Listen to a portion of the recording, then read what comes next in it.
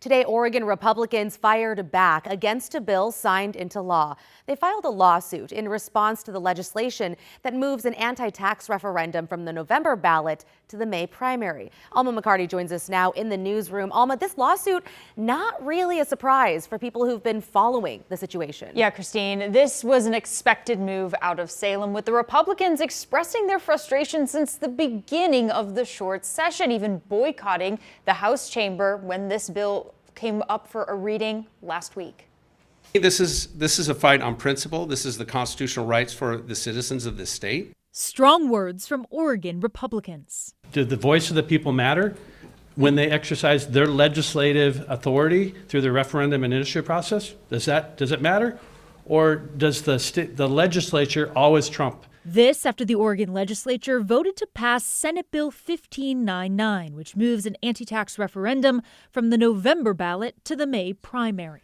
And from the beginning, many of us believed a sweeping tax increase like this should not be decided only inside the Capitol building.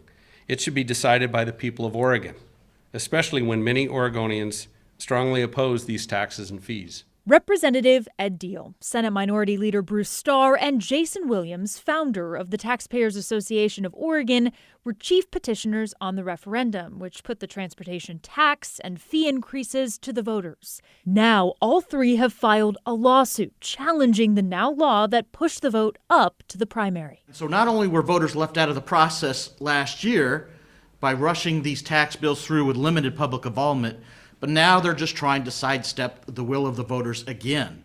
Democratic supporters of the bill argued this week that moving the vote to May will give them more clarity sooner on the ODOT budget situation. If they approve of the transportation package, the sooner we can get people to work fixing our roads and bridges and potholes.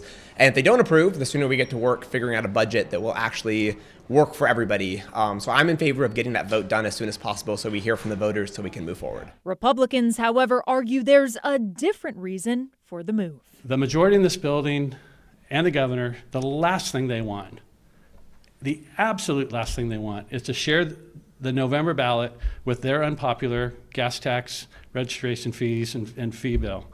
That's what this is really about.